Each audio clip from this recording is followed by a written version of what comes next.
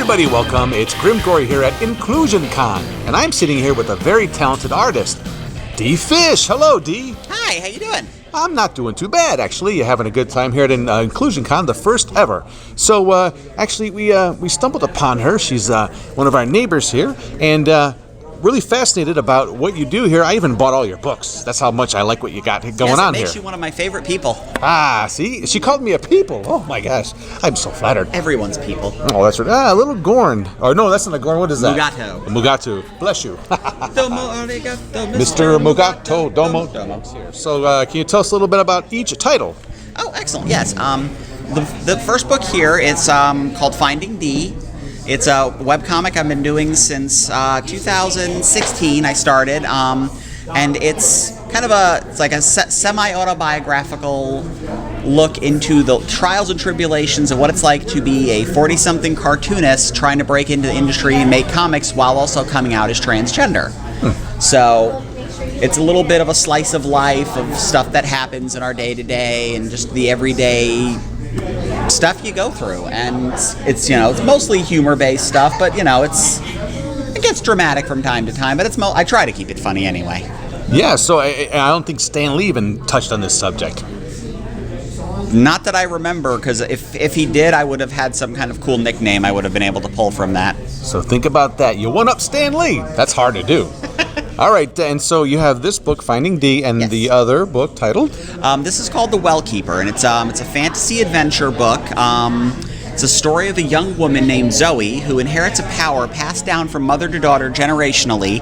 The power connects her to the life energy of the planet. It enables her to communicate with and to a certain degree control plant life, animals, natural forces.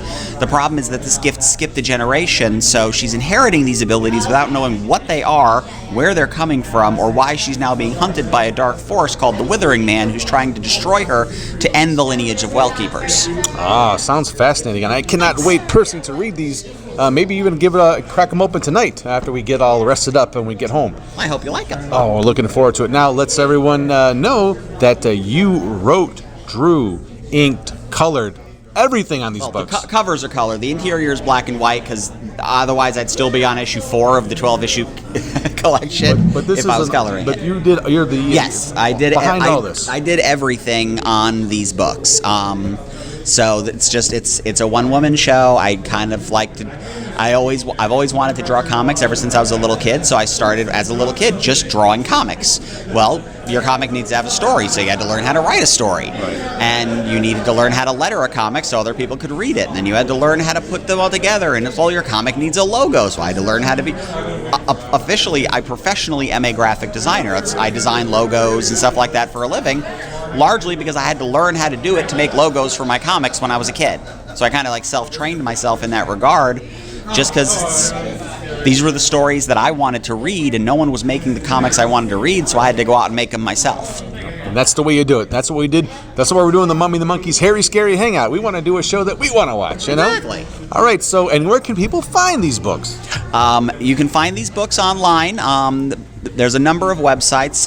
Each one has its own. So findingdee.com, thewellkeeper.com, where you can order the books online. With Finding Dee, you can read them all online. It's a weekly webcomic. It runs every Friday. I will say The Wellkeeper is considered more all ages, and I'd say all ages in the sense that Harry Potter's all ages. It starts out really kid-friendly and fun, and then supporting characters get knocked off and the villains are scary. Oh, wow. But it's also not overtly graphic, and there's no particularly harsh language. Finding Dee is based on me and my life, and I curse like a sailor, so does cartoon version of Dee. Perfect. I always like to warn people about that, because there's a lot of people who they're like, oh, my kid is trans, or my kid is questioning about this, and I think this would be really great for them to read. Do you think that would be a problem? To which I've always had to answer, if you have a small child who's getting ready to come out as trans, they need to learn how to defend themselves against the naughty words that are going to be screamed at them very brutally. So yes, indeed. You use it as a weapon yourself sometimes. Okay, well, wow, there's a lot we learned here today. On top of being entertained here, I want to thank you, Dee, for joining us and letting us be a part of this fantastic work of yours. And we'll be back with some more cool stuff right here at Inclusion Con 2019. Ha ha.